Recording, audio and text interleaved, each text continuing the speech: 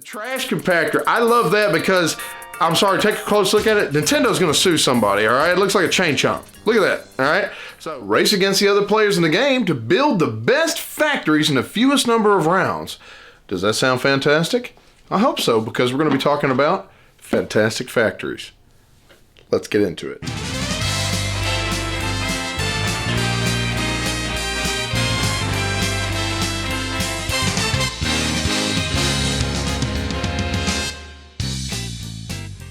Hey there folks, welcome back to the Dice Odyssey. I'm Kaz, and today we're going to be talking about fantastic factories. This is an engine building game where you're basically hiring contractors, getting blueprints, and building out the best, most efficient form of factories for combos and engine building before anybody else can, and winning the game by producing the most amount of points. Now this is my first time designer, Joseph Chin. Was it fantastic? Well, I'll let you know here in just a moment. I'm going to give you my pros, my cons, and then my final rating. But first, I'm going to give you just a general, quick, brief overview of how the game plays, and then we'll get back to my final thoughts. If you'd like to see a little bit more detail on the components, we did an unboxing video, which you can click here. The goal of the game is to earn as many points as possible. They can be earned in two ways: prestige and goods. It will basically be a tableau of cards that you'll build your engine up with over the game. Now, each card in your compound is worth the prestige value printed in its top right corner. Production factories can manufacture goods that you accumulate throughout the game. Each round consists of two phases: the market phase and the work phase. In the market phase, players will take turns drafting a card from the marketplace. On your turn, you must choose one of two options. You may gain a blueprint card for free, or you may hire a contractor. Now, above the contractors are these four symbols. Now, you'll have to use a card from your hand that has that same matching symbol in the top left corner. You would discard that card and then take the contractor that you want to use, and you would immediately gain the benefits. For example, this electrician, it gives you not only 5 energy, but then you get to choose an opponent who gains 2. Some contractors will have an additional cost, such as the hired hands. They cost you not only the symbol that you must pay, but also 3 energy, and they'll gain you 2 extra dice to be used at the beginning of your work phase. Now, if you see nothing that you like on the board, you may use 1 energy or 1 metal to discard either all the blueprints or all of the contractors and put 4 new ones out. You can't do both, but you can at least do 1 row. After all the players have drafted, the work phase begins. Now, during this phase, all players simultaneously roll their dice and place their dice as workers and build the cards they have in their hand. On your headquarters player board, you'll be able to use dice to gain cards, generate energy, and mine for metal. Now, if you put matching dice out there, you're able to gain 1 or 2 extra as a matching bonus of whatever you're trying to earn. Now, to build cards, you would discard a card with a matching symbol of a card that you want to play and pay the cost. And you would follow the instructions on any of the cards to activate their abilities if able. For example, with this biolab, you can place a 1 die there, discard an energy to gain a good on that lab. Once everyone has finished placing all workers and completing all actions, they must discard down to 12 total resources and 10 cards in hand, and a new round starts. Once any player has made 12 or more goods, or has built 10 or more buildings in their compound, the game end is triggered. Players can then finish the current round, and then 1 more round is played. Whoever has the most points at the end of the game wins. Now, for you solo players, there's also a solo variant included. Let's get back to my final thoughts.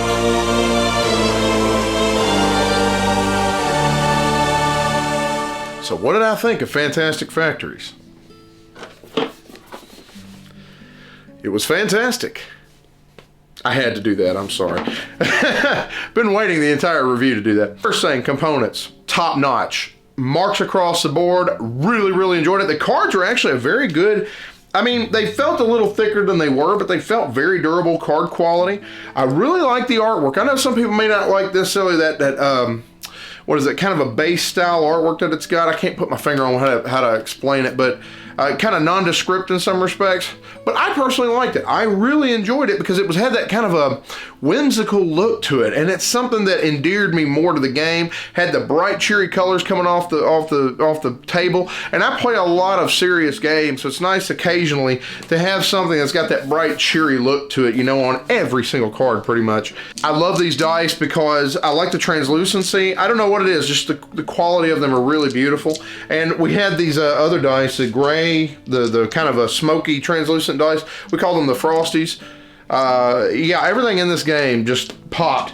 I absolutely loved the player boards, okay? Indentions where you stick your dice when you're trying to get those extra energies and extra cards and extra medals. Awesome, so your dice do not move if somebody bounces or hits the table, you know? So across the board, amazing quality, okay? Just on that alone. All mechanics. If you say engine building, I'll be there with bells on. I mean, at least I'll be interested to, right? And so I love being able to put out my different kinds of factory cards and try to develop combos as you went. Some of my favorite cards are right here. You got the Motherload. I just love that name. It's just this rocket ship card. The more dice you stick on there, the more medals that you can get. I love the golems and the robots, which allow you to get more dice to roll, or be able to allow you to put different kinds of dice on certain numbers. You know, it allows you to get some of those smoky dice even. Love that. And you know, sometimes you spend for it, but I also love the passive ability cards, which, let's see, like the solar array. You gain 2 energy after building a card. So every time, if I place this early game, I'm getting a ton of extra energy without having to expend dice, you know? I loved, and the same thing goes for the scrapyard, same thing with metal. It's the same kind of thing. You build something, you gain metal, okay? Love that. And the beacon, or the monuments are cool. They don't really do much for you in the game, but they're going to count for heavy amounts of in-game points if you can stack them. And, you know, I like the idea that on every bottom of every card, it tells you how many of each type are in the game. So all you got to do is look at different people at the table to see if they have that card, and whether or not it'd be good to keep or to spend. And I really like that system. The trash compactor, I love that because, I'm sorry, take a close look at it. Nintendo's going to sue somebody, all right? It looks like a chain chomp. Look at that, all right? So you knew what you were doing. I love that. I love Mario, so, you know, that's kind of why I was wearing that shirt. So anyway, yeah, so there you go. Cryo Lab. Now, I happen to get some promo cards as well. I don't know if everybody's gotten them, but the Cryo Lab was awesome as well. Roll 2 extra dice at the beginning of the next work phase, being able to put 2 on there, you know? So I love that. The contractors are cool, being able to get a lot of the times the immediate powers of, you know, whatever you gain, you go ahead and add extra cards, extra energy. I got one which is the High Roller. I believe this is a promo card where you can continue to keep rolling and you continue to gain things, but if you bust, you lose everything, you know? So it's a kind of a push your luck card. Some of the architect cards. So on mechanics alone, building up those combos, developing your engine, and you know, again, at the beginning of the game, it's slow going, you know, you've only got a few cards to start with, but as you continue, you're gonna see just loads of points start coming in, loads of ways to combo off of different cards, and if you can get certain cards into your tableau, you can make an amazing engine for like metal production, energy production, goods production. Another pro is the drafting. I'm a massive fan of draft, massive fan of Blood Rage, or any game typically that has drafting. So this has drafting at the beginning where you're actually either having to get a card for free or you have to pay for it.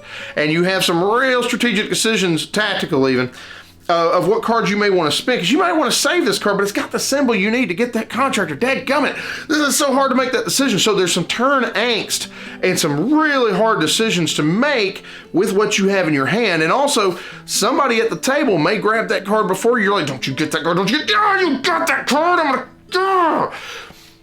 Not that you're that angry, but you're thinking that in your mind, right? Most of the time. But anyway, so yeah, there is a tiny bit of interaction in the game, not a whole lot. There is, sometimes you might see somebody with a cool engine, like, oh, that's a cool engine, man. I hate that you used my card to get it, you know, because you took the one I wanted. But other than that, that's about the only interaction you have is with the drafting. So let me go ahead into my cons now. Not a massive amount, and some of it could be subjective, but quite frankly, this is more of a solitaire style game. There's a tiny bit of interaction, like I said, but if you're not somebody who likes solitaire style games where you're kind of doing your own thing, then, I don't know, you may not like this game. Another possible con, now this is purely my own subjective con, I feel like the game ends a tiny bit too early, sometimes a little too quickly.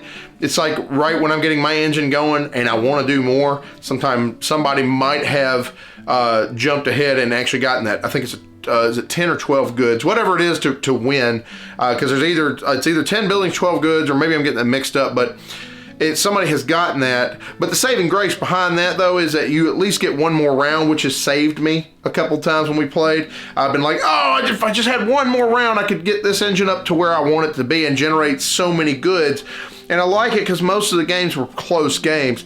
But, you know, it's one of those games that you don't want to stop playing, so it's kind of like my own subjective con on that. I wish it was a little bit longer, but it doesn't overstay its welcome, so I guess it's just the right length, you know. Kind of defeating my own con there, but now I liked it at all player counts. I didn't play with a 5-player count. I played it with the 4 and everything else. But what's my final rating on this game? As it stands right now, and I understand there's a lot of excitement behind me on this, but the fact is that's how I feel about it. I'm rating this one around about a 9. Okay, 9 out of 10. That's how excited I am about this game. I want expansions for it. The minute I found out I had more promo cards coming to me, I was excited. You know what I mean? I was like, ooh, I can't wait to get this game out and play with those promo cards too. And we did, and we wanted to keep playing. This is a game that you can play over and over and over again, and you probably won't get too tired of it. I know we didn't.